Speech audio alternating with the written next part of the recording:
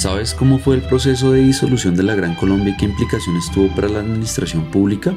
Para este video queremos analizar a grandes rasgos cómo estaba organizada la Gran Colombia en materia social y administrativa, qué circunstancias llevaron a que se disolviera y analizar los inicios de la Nueva Granada a partir de la fractura de la Gran Colombia.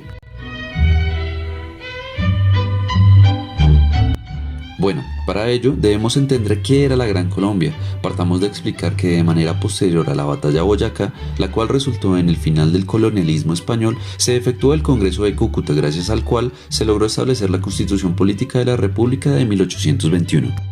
Para ese entonces, entre 1819 y 1830, la Gran Colombia comprendía los territorios de Colombia, Venezuela, Ecuador, Perú, Bolivia y Panamá. Estos estaban unidos gracias a los ideales del libertador Simón Bolívar, que con su estrategia política y militar defendió la libertad de los territorios pensando en su autonomía y su desarrollo.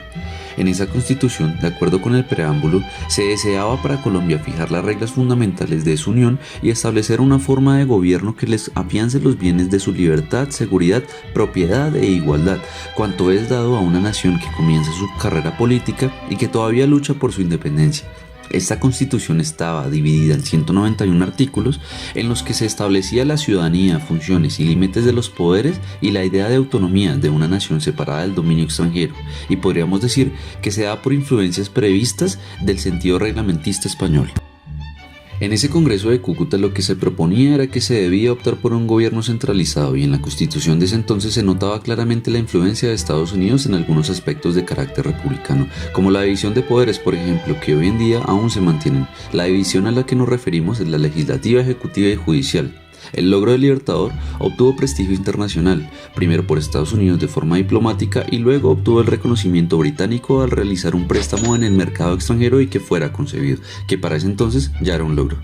Ahora bien, la Gran Colombia no fue perpetua y de hecho existieron varios factores que dieron paso a la ruptura del desarrollo de este proyecto de unificación hispanoamericano, entre las que hay que resaltar que el proceso de independencia hizo que el país quedara en una situación económica y sociopolítica compleja, en donde encontramos que una de las principales causas que ocasionó la disolución de la Gran Colombia, el sueño del Libertador, fue la diferencia que se presentó entre el pensamiento de Bolívar, enfocado en el centralismo que optaba por la concentración del poder, y los partidarios federalistas que querían darle autonomía a cada división territorial. Adicionalmente, las grandes extensiones del territorio, la marcada diversidad histórica de las poblaciones y las dificultades en la comunicación y el transporte sumaron más dificultades a la consolidación de este proyecto. A esto se suma la falta de recursos estatales, ya que con el proceso independentista se eliminaron algunos impuestos y se generaron nuevas necesidades en el territorio, lo que resultó en un aparato administrativo y estatal débil, incapaz de establecer un orden y un proyecto nacional fuerte. Este proceso de separación dio inicio en Venezuela con un movimiento llamado la Cociata, desarrollado en cabeza del gobernador del departamento de Venezuela, José Antonio Páez, declarándose en desobediencia en 1826.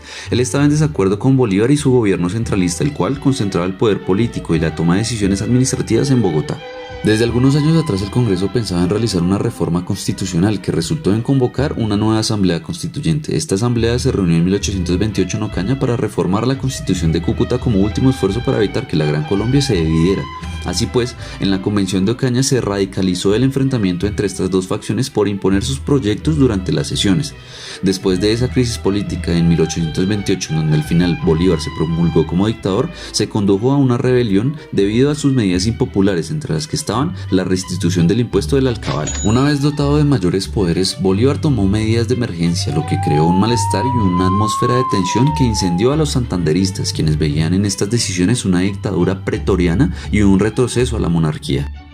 Malestares que desataron al mes siguiente la conspiración septembrina, en donde una facción llegó a intentar asesinar a Bolívar, el cual logró escapar con ayuda de Manuela Sáenz y más tarde ordenar mediante decreto la creación de un tribunal especial para juzgar a los conjurados. Decidió encargar al general Rafael Urdaneta como juez único para llevar a cabo el encargo de juzgar a los conspiradores del atentado del 25 de septiembre. Este proceso fue tan rápido que el 1 de octubre ya estaba sentenciado a muerte el general Padilla. La Gran Colombia terminó por fracturarse en tres territorios: la República de Nueva Granada, la República de Venezuela y la República de Ecuador, quienes conservaron los colores de la bandera de la Gran Colombia, y que curiosamente, de acuerdo con Rob Brightside, quien toma como referente a Paul Adams, el amarillo, el azul y el rojo simbolizaban el oro americano separado por el mar de la España sangrienta.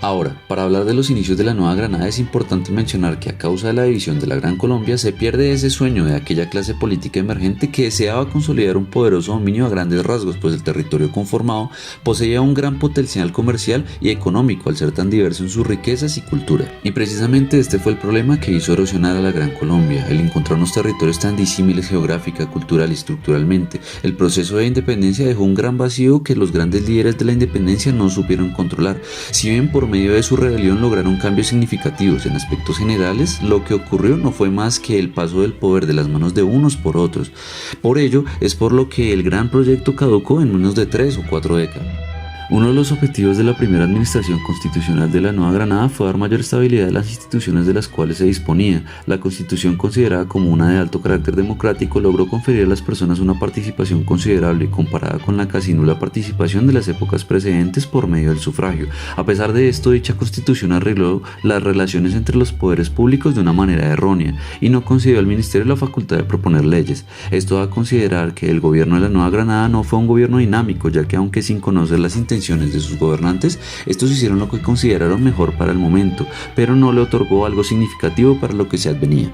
Ahora bien, tras la disolución de la Gran Colombia, la República Independiente intensificó la búsqueda de una solución o de una modernización a las formas de administrar el Estado. Las primeras constituciones no traían consigo cambios importantes desde el año 1821 hasta aproximadamente 1853, por lo que se considera que la configuración de la administración pública cambió en aspectos inefables pero insoslayables, tales como la aparición de entidades territoriales, el número y denominación de las secretarías de despacho, entre otros, sin que se hayan presentado cambios sustanciales o el nacimiento de nuevas entidades que aportaron un progreso en la materia. A finales de los años 40 se originaron y fundamentaron doctrinas en base a un proyecto que fue identificado en sus inicios como Gólgota y posteriormente como liberal radical. Dichas doctrinas estaban altamente influenciadas en el ámbito económico por los principios dictados por la economía política inglesa. En la vertiente política y social hubo un predominio de favor de las ideologías del romanticismo y del socialismo utópico francés. Para finalizar el video queremos destacar entre las personalidades históricas que a nuestro parecer tuvieron mayor influencia en lo que respecta a la realización de aportes en materia de administración pública, entre ellos Florentino González, quien fue uno de los principales artífices de las reformas políticas liberales, tanto en el ámbito económico como en el político, y por otro lado Manuel Murillo Toro, José María Vergara, entre otros. Consideramos de importancia significativa remitirnos a la historia para entender las transformaciones administrativas y gubernamentales que han trascendido en el tiempo y nos han permitido conseguir un desarrollo en un tiempo ya sea estático o dinámico, de acuerdo con el contexto, para así poder lograr una mayor comprensión de nuestra actualidad administrativa y cómo podemos mejorarla.